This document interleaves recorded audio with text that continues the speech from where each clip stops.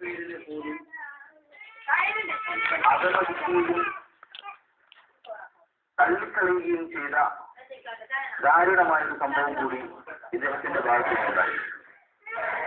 ഇങ്ങനെ കാന്തപുരം ഉസ്താദിനെ എതിർക്കുക വഴിയും അതുപോലെ തിരുശേഷിപ്പുകളെ എതിർക്കുക വഴിയും സമൂഹത്തെ നാളിതുവരെയുള്ള സുന്നി പാതയിൽ നിന്ന് വഴിമാറ്റി നടത്തി ദൈവോപദേശത്തിന്റെ പാതയിലേക്ക് ബുദ്ധിപൂർവ്വം നയിക്കുകയാണ് ഇദ്ദേഹം എന്ന തിരിച്ചറിവിൽ നിന്നാണ് ഒറ്റയാൾ പോരാട്ടമായി ഈ രംഗത്ത് വരാൻ എന്നെ പ്രേരിപ്പിച്ചത്.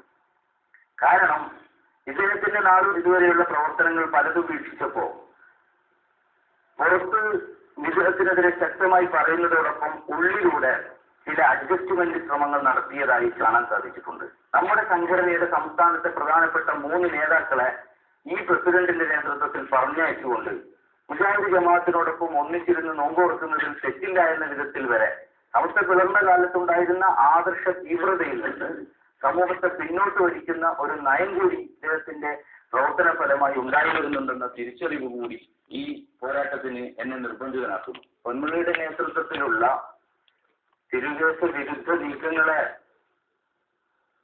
അപകടകരമായ അവസ്ഥയിൽ എത്തിക്കുമെന്ന് തിരിച്ചറിഞ്ഞപ്പോഴാണ് ഞങ്ങൾ ഈ കഴിഞ്ഞ 1 മാസക്കാലം ഇന്ത്യയിലുള്ള തിരുകേശങ്ങൾ സൂക്ഷിക്കുന്ന അതുപോലെ തിരുശേഷിപ്പുകൾ സൂക്ഷിക്കുന്ന കേന്ദ്രങ്ങൾ സന്ദർശിച്ച് അവിടെയുള്ള തിരുകേശങ്ങളുടെ സ്വീകാര്യതയും വന്ന വഴികളുമൊക്കെ ഇന്ത്യയിലേക്ക് വന്ന വഴികളുമൊക്കെ ഞങ്ങൾ പഠനം നടത്തുകയും വ്യക്തമായ വലിയ തെളിവുകൾ ശേഖരിക്കുകയും ചെയ്തിട്ടുണ്ട്.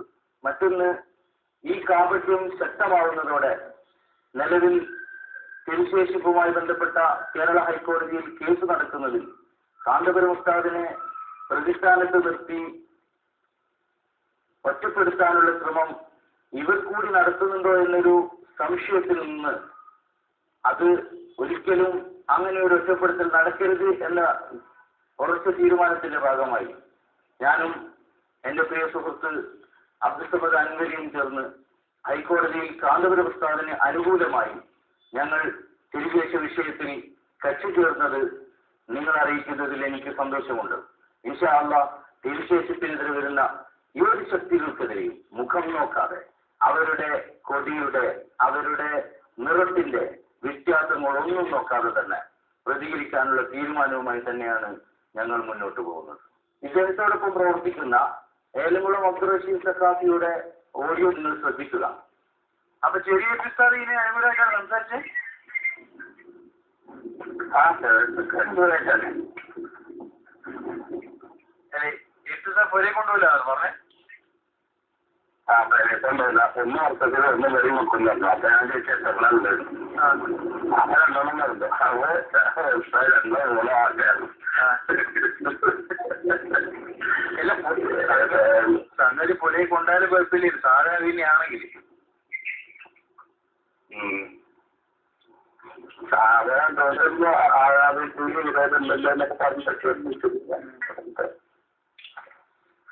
ഞാൻ പറഞ്ഞത് ഇത് എവിടെ പോയി അവസാനിക്കും നിങ്ങൾ പ്രതീക്ഷിക്കുന്നത്?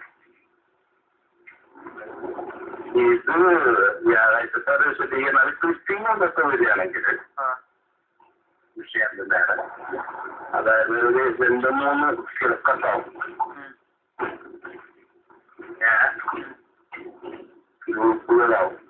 ഈ ഉപജാപക വൃന്ദത്തിന്റെ പ്രവർത്തനത്തിന്റെ മാരകമായ വിപത്തുകൾ ഉണ്ടാക്കുന്ന ആഴം ഇതിലൂടെ നിങ്ങൾക്ക് മനസ്സിലാക്കാൻ സാധിക്കും.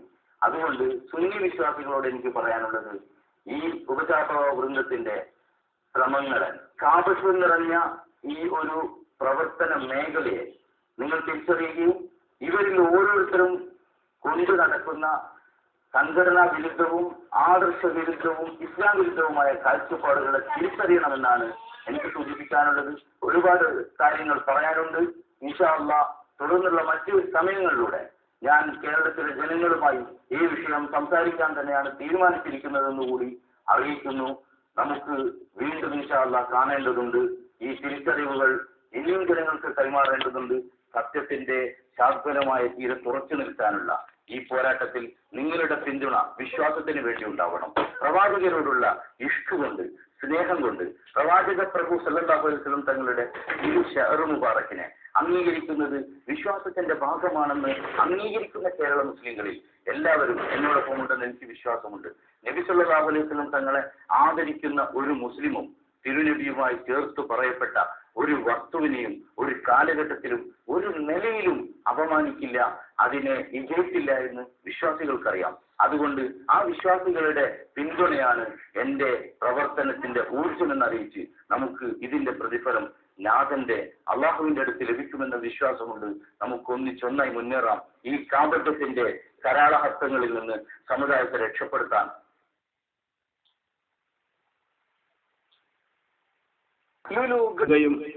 പള്ളികളിലും മദ്രസകളിലും അശാന്തി ഉണ്ടാക്കുകയും